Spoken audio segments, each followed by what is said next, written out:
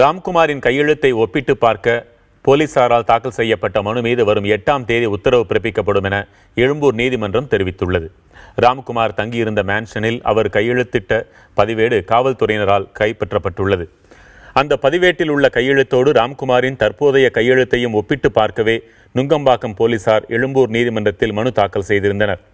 மேலும் வரும் 8ஆம் தேதி ராம்குமாரை நுங்கம்பாக்கம் பார்டர் சாலையில் வீடியோ பதிவெடுக்க நீதிமன்றம் அனுமதித்திருந்தது. இந்நிலையில் பாதுகாப்பு கருதி புழல் சிறையில் வீடியோ பதிவை எடுக்க போலீசார் புதிய மனுவை நீதிமன்றத்தில் தாக்கல் செய்தனர். அதற்கான விசாரணை குறித்து பின்னர் அறிவிக்கப்படும் என மாஜிஸ்ட்ரேட் கோபிநாத் தெரிவித்தார். மீண்டும் இன்னைக்கு ஒரு மனு தாக்கல் பண்ணியிருக்காங்க. அவங்க நினச்ச மாதிரி எடுக்க முடியாதுங்கிற நிபந்தனை இருந்த காரணத்தினால நாங்கள் பழையபடி அந்த இடம் வேண்டாம், புழல் சிறைச்சாலையில் வச்சு எடுப்போம் அப்படின்னு சொல்லி முன்னுக்கு பின் முரணாகவே இந்த காவல்துறை புதிய புதிய மனுக்களை இந்த நீதிமன்றத்தில் தாக்கல் செஞ்சிட்ருக்காங்க.